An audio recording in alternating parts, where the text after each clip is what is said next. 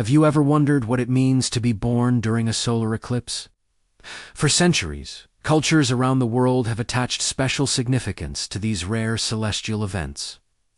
Eclipses were often seen as powerful omens, capable of influencing destinies and shaping the lives of those born under their shadow.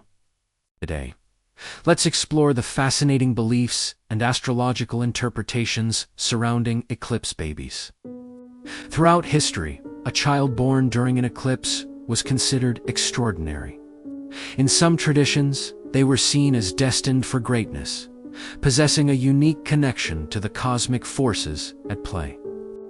Think of it like this: an eclipse is a moment of cosmic reset, a powerful alignment of the sun, moon, and earth. A baby entering the world at this exact time was believed to inherit that same powerful, transformative energy. They were often viewed as natural leaders, innovators, or spiritual guides, born to bring about significant change. Of course, not all ancient beliefs were so positive. In some cultures, eclipses were feared as bad omens, and a child born during one might be seen as carrying a heavy or challenging fate. This duality is interesting, isn't it? It shows how a single, powerful event can be interpreted in completely different ways, as either a blessing or a burden. This reflects the intense, amplified energy that an eclipse represents. It's a time of high stakes and dramatic potential. So, what does modern astrology say about eclipse babies? Astrologers often describe individuals born during a solar eclipse as having a supercharged life path. Their journey is said to be more accelerated, more focused, and more impactful.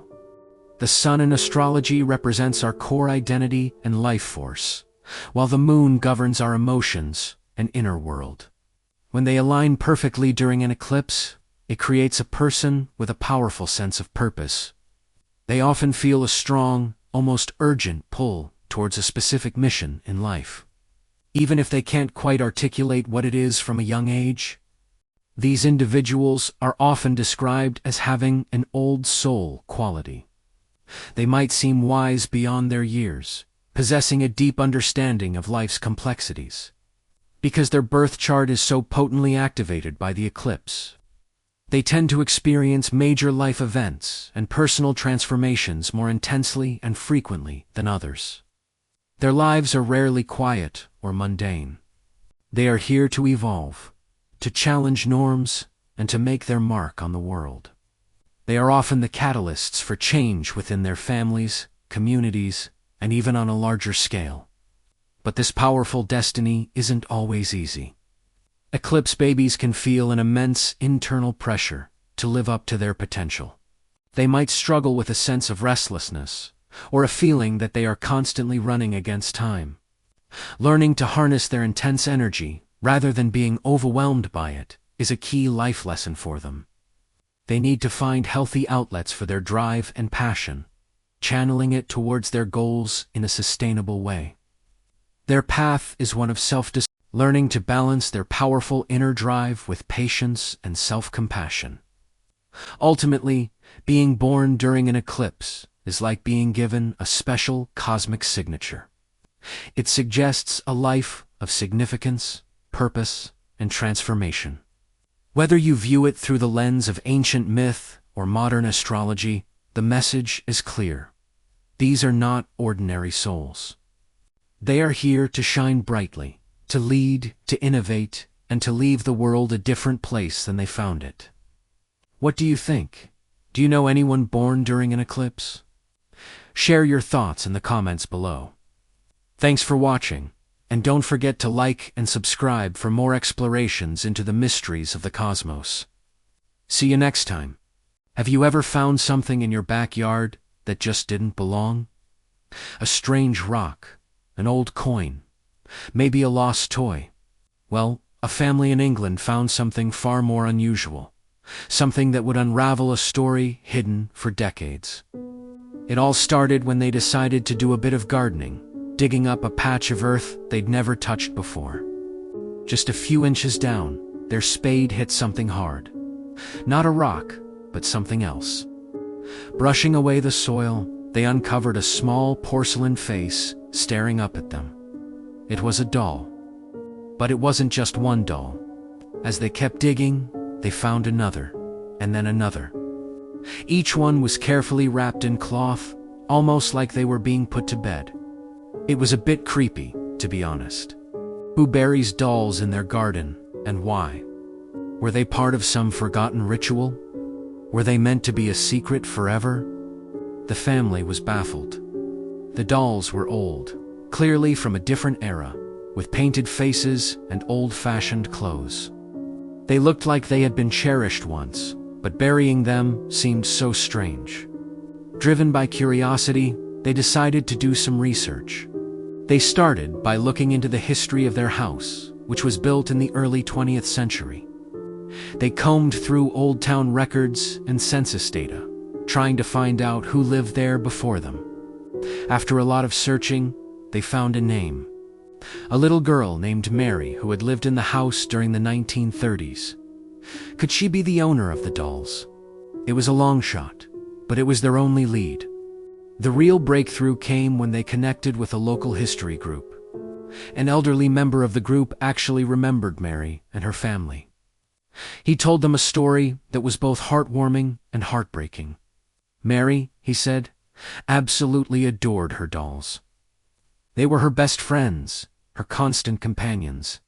She played with them every single day in that very garden. But in the late 1930s, the world was on the brink of war. Air raid sirens became a common sound, and families were told to prepare for the worst. Little Mary was terrified. Not for herself, but for her dolls. She couldn't bear the thought of them being harmed in a bombing raid. So, one afternoon, she decided she had to protect them. She carefully wrapped each one in scraps of fabric, dug a hole in her favorite spot in the garden, and buried them. She believed that underground, they would be safe from the dangers above. She was giving her most precious friends their own little bomb shelter. It wasn't a strange ritual. It was an act of love and protection by a scared little girl. Sadly, Mary and her family had to evacuate soon after, and they never returned to the house. The dolls were left behind, their secret hiding place forgotten for over 80 years. The family who found them were incredibly moved by the story. What started as a spooky discovery turned into a beautiful glimpse into the past. A story of a child's love in a time of great fear. They carefully cleaned the dolls and created a special display for them inside the house, finally bringing them home after all those years. It just goes to show, sometimes the strangest discoveries have the most human stories behind them. What secrets could be hiding in your own backyard? Thanks for watching. If you enjoyed this story, don't forget to like and subscribe for more hidden histories. See you next time. Have you ever walked into an old cathedral or a 1,000-year-old temple and felt it? That strange electric hum in the air, as if the very stones around you are alive and breathing. What if I told you it's not just your imagination? What if there's an ancient technique, a specific sound, that can literally make walls resonate, breathe, and sing? Let's journey back in time to ancient civilizations that built monolithic structures we still marvel at today. From the pyramids of Egypt to the soaring cathedrals of Europe, these weren't just architectural feats. They were acoustic marvels. Historians and acousticians have discovered that many of these sacred spaces were designed with a specific, resonant frequency in mind. It's the same principle as a wine glass shattering when a singer hits the right note. But instead of shattering, these massive structures vibrate, creating a powerful, immersive, sensory experience. So, what is this mysterious chant? It's not one single magic word, but a concept known as sacred acoustics. Monks, priests, and shamans across different cultures discovered that by chanting at a very specific low frequency of around 110 Hz, they could tap into the natural resonance of these stone chambers. When a group of people chants in unison at this frequency, The sound waves bounce off the walls, reinforcing each other, amplifying, and creating a powerful standing wave. The entire building begins to vibrate, to thrum with energy. The air feels thick. The stone feels alive. This isn't just a physical phenomenon. It has a profound psychological effect. Studies have shown that exposure to these low-frequency sounds can shift human brainwave activity from the normal beta state of alertness to the alpha and theta states. These are the brainwaves associated with deep meditation, relaxation, and heightened creativity. So, when ancient people participated in these chanting rituals, they weren't just praying. They were using sound technology to induce a collective state of altered consciousness. They were literally tuning their bodies and minds to the frequency of the building, creating a unified field of energy. It's a powerful combination of physics, biology, and spirituality. Think about the Gregorian chants of medieval monks, or the deep guttural chanting of Tibetan lamas. These aren't random melodies. They are precisely engineered sonic tools. In some ancient sites, like the Hypogeum in Malta, a 6,000-year-old underground temple, the chambers are designed to amplify a male voice, chanting at around 110 Hz, making the sound reverberate throughout the entire complex. Standing in the central chamber while someone chants is said to feel like being inside a giant drum. The vibrations pass right through your body, a feeling many describe as transcendent. So the next time you visit an ancient, sacred place, stop for a moment, close your eyes, and listen. Hum a low, steady note and feel the vibrations in your chest. You might just feel the walls around you start to breathe, connecting you to the countless souls who stood in that exact spot, chanting the same note thousands of years ago. It's a beautiful reminder that some of the most advanced technology isn't digital. It's ancient, organic, and hidden in plain sight, or rather, in plain sound. Thanks for joining me on this sonic journey. If you found this fascinating, make sure to like, subscribe, and hit that bell icon so you don't miss our next exploration into the world's hidden wonders. See you next time. Have you ever heard a candle whisper? Not the gentle crackle of a wick, but a real voice, a secret slipping out from the flickering flame. It sounds like something from a ghost story, right? But what if I told you that such a candle exists? Tucked away in the forgotten corners of history, there are tales of a single black candle, unlike any other. It's not made from ordinary wax, but from something far stranger, something ancient. Legends say it was crafted by a forgotten order of mystics who believed that secrets have weight, that they can be captured and that they can be heard. They called it the umbra lumen, the shadow light. This wasn't a candle you'd burn for atmosphere or scent. Its purpose was far more profound. According to the scattered texts that mention it, the black candle was created to absorb unspoken truths, hidden regrets, and the deepest secrets of those who possessed it. Imagine holding a key, not to a door, but to the locked chambers of the human heart. The mystics believed that by burning the candle, they could release these trapped secrets, learning things that were never meant to be known. So, how did it supposedly work? The process was a ritual in itself. The candle had to be lit in complete silence and absolute darkness, with only the holder present. As the flame grew, it was said to burn not with a yellow or orange light, but with a deep, pulsating violet glow. And then, the whispers would begin. At first, they would be faint, like the sighing of wind through a keyhole. But as the wax melted, the voices would become clearer, telling stories of betrayal, lost love, hidden treasures, and long-forgotten crimes. The accounts described the experience as both terrifying and intoxicating. To hear the unfiltered truth, the raw confessions of souls long past it, was a power that few could handle. One story tells of a 19th-century historian who supposedly found the candle in a dusty antique shop in Prague. Driven by academic curiosity, he lit it in his study one night. The whispers started with minor secrets from his own life, things he had barely admitted to himself.